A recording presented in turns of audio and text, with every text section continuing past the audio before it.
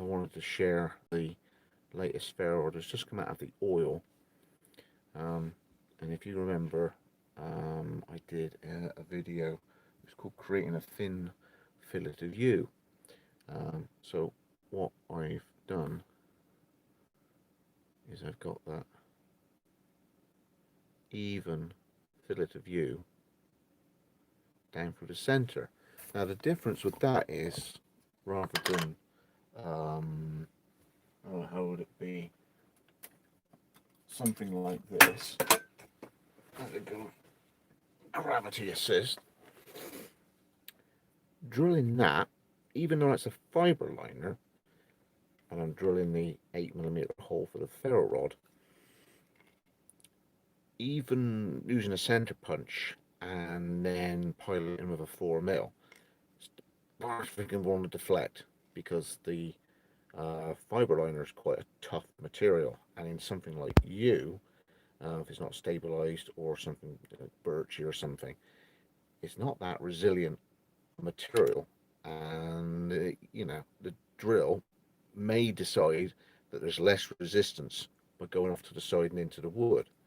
But when we're using G10, that's hard. So I've been using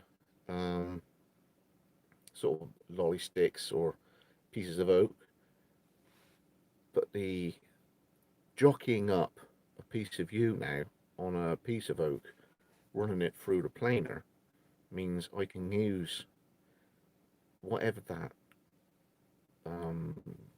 type of wood is, be it birch or whatever. Is that's Mr. Spitfire? Yeah, yeah. Laser on it. So the plan there being is, not only I have a nice center for the running center on the lathe, so I can bullseye it as it's in the chuck. So I've got the running center in, you know, put up to there, and I've got that in the middle. But it's drilling it and getting it in the middle. You could have it all set up on your pillar drill, on the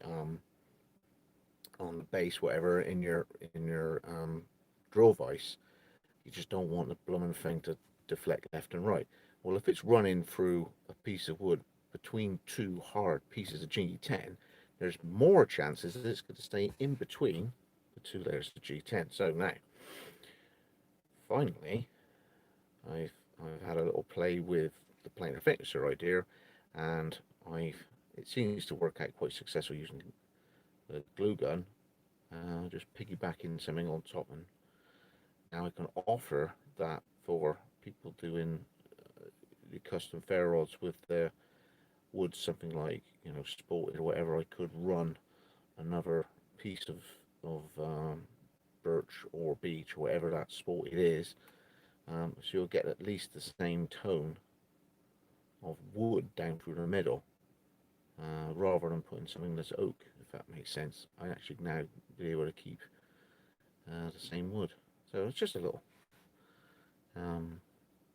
share, as it were. If I put a dash of oil, you sort of let it breathe a bit more in terms of colour. But it's beautiful yew, and so you got that fillet of yew right down through the middle of that, and obviously central for that. Very pleased. So thanks for joining me. Hopefully audio, etc., it's all pretty up together for the live vid. But very pleased with that. So thanks for joining me again. Anybody else I'll leave a comment or whatever. I don't know how it works with live vids, because I've got nothing showing on the computer. But thanks for joining me. If anybody's joining, I think we got 2 or 1 or 2 on, and so on the next one. Let's go 6 blades out. Oh, it's a custom blade for. So let's get the right blade. It's custom. It's got red and red. So obviously in you. Let's give it a bit.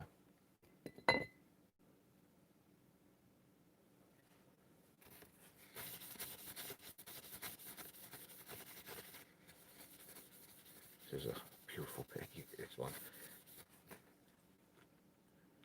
So beautiful.